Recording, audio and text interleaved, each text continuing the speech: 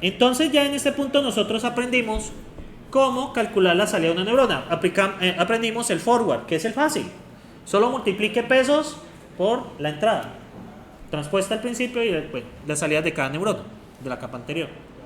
Pero ahora vamos a calcular el forward steep, que es el backward steep, que es propagación hacia atrás. Ustedes saben que el error viene siendo la diferencia entre la deseada y la obtenida. Vamos a utilizar la salida de la función sigmoide de allí, ¿vale? Porque lo que les expliqué, si no se me daña, porque la escalón no es derivable, no es una función derivable. Bueno, vamos a tomar el error de la capa como la sumatoria de esos errores al cuadrado, ¿vale? Un medio por la sumatoria de los errores. Entonces, vamos a ver acá, ¿cómo serían los errores acá?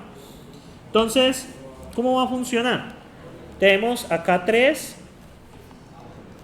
acá 2, ¿vale? Voy a dejarlas así conectados de forma... Bueno, aquí hay 3 entradas, que es la función que nosotros estamos viendo. Esta es la neurona que estamos analizando. Bien, entonces, ¿qué sucede? Ustedes aquí tienen un error, ¿verdad? ¿Estamos de acuerdo? ¿El error qué es? La deseada menos la obtenida. ¿Estamos de acuerdo? Yo quiero que ese error se vaya a 0. Estoy buscando el mínimo. Como el error es una función, yo estoy buscando el mínimo del error. ¿Estamos de acuerdo? Pero el mínimo del error, ¿qué técnica me sirve a mí para encontrar el mínimo de una función? Debo derivarla para que la razón de cambio sea 0. ¿Sí? En el mínimo, la función de cambio es 0. Entonces debo sacar, esta es la función del error, f de e. Entonces yo debería derivar ¿a quién? A f de e. ¿Qué pasa? Si derivo así solito, voy a tener un problema. Tengo errores positivos y errores negativos. Sí, bueno, coloquemos entonces valor absoluto. Valor absoluto no es derivable. Y tenemos la siguiente medida, que es el error cuadrático medio. Sobre 2. ¿Qué creen que pasa cuando yo derivo esa vaina? Es chistoso porque voy a usar el medio. Miren, al derivar aplicamos regla de la cadena. Derivada de lo externo, 2 veces la misma función. Ya. Dividido 2 por menos la derivada de y en términos de wi, ¿vale? Eso luego lo vemos, ¿vale? La derivada de menos y sobre términos de wi, porque y está escrito en términos de wx1, ¿sí me siguen allí? Recuerden que la derivada parcial con respecto al peso. Bueno, esto luego lo calculamos. Entonces, ¿qué ven ahí ustedes a conveniencia que acaba de pasar? ¿Qué acaba de pasar ahí a conveniencia? Miren, se cancelan los dos. Y esto pues sabemos que es el error. ¿Listo? Igual esta derivada se nos va a quedar en un solo término al final. Resulta que es la derivada por los pesos. Y solo nos va a quedar un solo término. Porque a la larga, ¿recuerdan cuando yo derivaba esta vaina? ¿Qué pasa si yo derivo con respecto a este peso? ¿Qué me va a quedar? Solo aquí 2. O sea, la derivada tampoco es complicada. Solo es una derivada conceptual. Entonces, derivamos con respecto al peso. Cada vez que actualizamos un peso, todos los pesos se van a actualizar con respecto a su gradiente descendiente. Es la derivada del error con respecto al peso. ¿Qué buscamos? Que las derivadas del error con respecto al peso se ajusten a 0. ¿Qué quiere decir? Recuerden que la red neuronal es una función compleja en términos de los pesos. ¿Estamos de acuerdo? Es una función muy compleja, pero sabemos que los coeficientes son los pesos. ¿Estamos de acuerdo? O sea, no vamos a escribir la larga, sino que conceptualmente la neurona se basa en sus pesos. La salida depende de los pesos. Entonces, ¿qué vamos a hacer? Yo quiero que todas esas derivadas me tiendan ¿a qué? A 0. ¿Y qué pasa cuando las derivadas de los pesos son 0? Encontré el error mínimo. ¿Sí me siguen allí? Encontré el error mínimo. Recuerden que la razón de cambio en el mínimo, ¿cuánto es la razón de cambio en este mínimo de esta función? La derivada del delta de f de x. ¿Es igual? A 0. Entonces yo quiero encontrar los pesos donde la función de la derivada del error me dé 0. ¿Qué quiere decir que la derivada del error me dé 0? que es el mínimo. Es una búsqueda en un plano n-dimensional. ¿Por qué n-dimensional? Cada peso es una dimensión. ¿Ya ven el problema cómo se va agrandando? ¿Cuántas dimensiones tenemos en esta neurona? ¿Cuántos pesos hay? Aquí tenemos 6, aquí tenemos 6, van 12, y aquí tenemos 3. Es 15 dimensional. ¿Ya ven el problema? Es un espacio de 15, es una función de 15 dimensiones donde usted quiere encontrar el valor mínimo. ¿Sí? Por eso es que esto es tan costoso. ¿Sí? Pero no se preocupen, esto se simplifica mucho. Entonces, haciendo todo el proceso de derivada que no voy a hacer aquí, ¿sí? Básicamente vamos a llegar a que la regla de cambio con respecto a la capa de salida, solo estamos en la capa de salida, la regla de cambio que va a ser menos el error por la derivada de la entrada neta. Ahorita vamos a ver qué es esa entrada neta por la entrada a la neurona. Eso ahorita lo vamos a ver. ¿Qué es la entrada neta? La entrada neta, en este caso, es W por esta salida, W por esta salida 1, salida 2, salida 3. Básicamente esto es la multiplicación de esto por esto. ¿Se me siguen allí? Vamos a necesitar las netas de entrada de la última neurona. ¿Y qué vamos a hacer? Vamos a evaluar esa neta sobre la derivada. Es chistoso porque en la neurona, cuando entramos, aplicamos F. ¿Me siguen así? Cuando vamos en este sentido. Pero cuando vamos al revés, ¿qué creen que hacemos? Sobre la F'. Lo hacemos sobre la derivada. ¿Sí? O sea, la neurona entra con la función y si usted lo va a hacer al revés, la salida es la entrada ahora y ¿qué hacemos? La derivada. ¿Sí? Es la derivada la que se usa. ¿Sí? O sea, es el mismo proceso, pero tomando la neurona de adelante, de atrás hacia adelante, del final hacia el inicio. Entonces, eso es lo que vamos a hacer acá, esta primera parte. ¿Vale? Entonces, ¿qué vamos a hacer? Bueno, esta es la capa de salida. Entonces, ¿qué vamos a hacer? Sencillo. Los pesos de la capa de salida se van a actualizar como los pesos de la capa de salida más n por menos la derivada con respecto al peso. Realmente, esto es una matriz de derivadas. ¿Sí? Esto es una matriz de derivadas. Eso se llama un jacobiano, no se acuerdan de eso.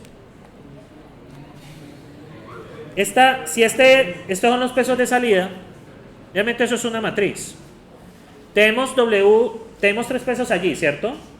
Tenemos el peso W1, W12 y W13. Y aquí tenemos las derivadas. Realmente es un vector es una matriz de derivadas. Entonces, ¿qué vamos a hacer? Vamos a actualizar los pesos de esa manera. Y vamos a obtener que finalmente los pesos actualizados son. Y esta es la regla de aprendizaje Perceptron. Tenemos N, ¿qué es? Epsilon, que no me acuerdo cómo se llama esa letra. Ese N, ¿qué viene siendo? El factor de aprendizaje. ¿Para qué sirve el factor de aprendizaje? Para controlar la velocidad en que cambiamos los pesos. ¿Qué pasa con un factor de aprendizaje muy pequeño? Se demora mucho. ¿Qué pasa con un factor de aprendizaje muy grande? Se empieza a oscilar. ¿Sí? Aquí vamos a ver la oscilación a todo gas. Luego, por el error, por la derivada, muchachos, por la derivada evaluado en la neta, por la entrada. Entonces, bueno, esta es la capa de salida. Entonces vamos a saltar aquí a una cosita que son las funciones de activación. Ve, no está aquí la derivada de la sigmoide. Qué chistoso. Ve, no está la derivada. ¿Por qué usamos sigmoide? La sigmoide, recuerden que es 1 más e a la menos x, ¿se acuerdan? Esa es la sigmoide como función de activación. Vamos a escribirlo de otra manera, porque yo soy un hombre perezoso. Nos queda 1 más e a la menos x. ¿Estamos de acuerdo? Elevado a la menos 1. ¿Estamos de acuerdo ahí? Ahora, voy a derivarlo. Si lo derivo, ¿cómo me queda esto? Por regla de la cadena. 1 más e a la menos x por menos 2 por la derivada interna, que es menos e a la menos x. ¿Me siguen allí? Esa es la derivada interna. Entonces esto me queda, escribiéndolo, f de x es igual a e a la menos x sobre 1 más e a la menos x al cuadrado. ¿Vale? ¿Estamos ahí? Resulta que, muchachos, esto se puede escribir en términos de esta función. Observen acá. Sería, esto queda como f de x por 1 menos f de x. Creo que debe quedar así. Bueno, la que yo recuerdo, si no estoy, bueno, ahorita reviso en la Wikipedia, pero esto debería quedar así. F de x por 1 menos f de x. Esto debería quedar así. Vamos a ver si nos funciona con la sigmoide. Queda 1 menos 1 más e a la menos x multiplicado por 1 menos 1 sobre 1 más e a la menos x. Vamos a ver si nos da igual. Entonces operamos esta cosa y nos da 1 sobre 1 más e a la menos x, acá este de acá, menos 1 sobre 1 más e a la menos x al cuadrado. ¿Me siguen allí? Bien, lo que voy a hacer es hacer los poderes de la pereza. Esto me da 1 más e a la menos x dividido 1 más e a la menos x al cuadrado. Sencillamente multipliqué y dividí por 1 más e a la menos x. Menos 1 más e a la menos x al cuadrado. Como tiene el mismo numerador, entonces puedo sumar directamente. Este 1 se va con este 1 y me da e a la menos x dividido 1 más e a la menos x elevado al cuadrado. Entonces es muy ventajoso. ¿Ven la ventaja? La derivada se puede escribir en términos de la función. ¿Sí? Entonces no tengo que pelear con eso. ¿Sí? ¿Sí lo ven ahí? ¿En dónde? Este menos x. No, porque el menos ya se fue con estos dos unos. ¿Este de acá? El de la derivada. Claro, como sale este menos. Ah, bueno. Menos e. Uy, ese es importante. Déjenme ver una cosa. Ese menos salió de ese x. Vamos a ver. 1 menos. A ver, cuando multiplico. Este lo multiplico y lo divido. Y este menos lo multiplico acá. Pero este sí se me va. A ver, yo miro una cosa. F de x por 1 menos f de x. Esto da... Vamos a ver, pues sí, yo obvio multiplico esto menos esto. 1 más e... Vamos, me toca ya buscar en la Wikipedia. A ver cómo... Que se supone que era así como lo hice.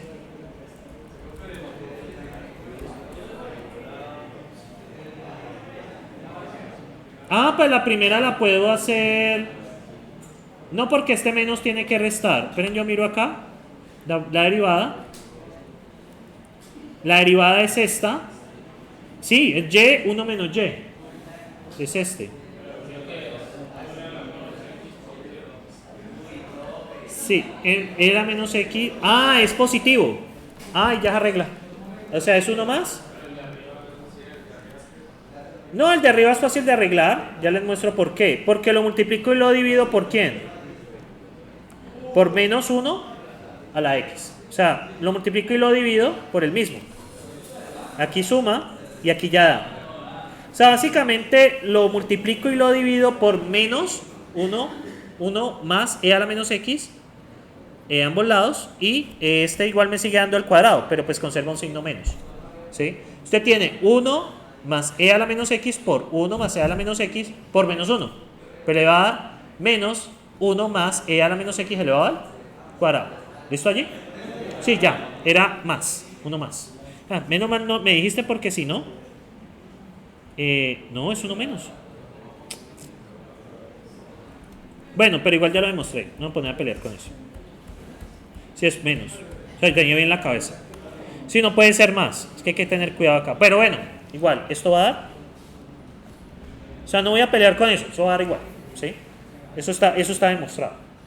Entonces, miren la ventaja que ofrece esto. Entonces, ¿qué ventaja ofrece esto? Pues que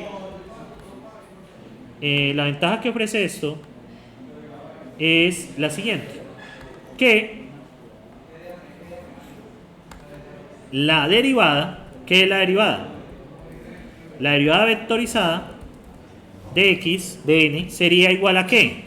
A activación de b evaluado en n por quién? U activación de b de n es 1 menos esto, 1 más. Es 1 menos, ¿no? O sea, esta que ustedes ven aquí es la derivada. Sencillamente es la misma función de activación, ¿sí? Sencillamente activación por 1 menos activación, ¿ya? Eso lo queda. Entonces, por eso utilizamos eso. Otras funciones que funcionan también de esa manera es la tangente hiperbólica. La derivada de la tangente hiperbólica es tangente hiperbólica por 1 menos tangente hiperbólica al cuadrado. O sea, tiene esa misma forma. También se puede utilizar esa función. De hecho, en sklearn nos ofrece la posibilidad de la tangente hiperbólica, ¿sí? Tiene el mismo efecto que la sigmoide, que nos permiten bordes cóncavos en lugar de bordes rectangulares. Bueno, son las y 35. Yo sé que deben estar muy cansados ya.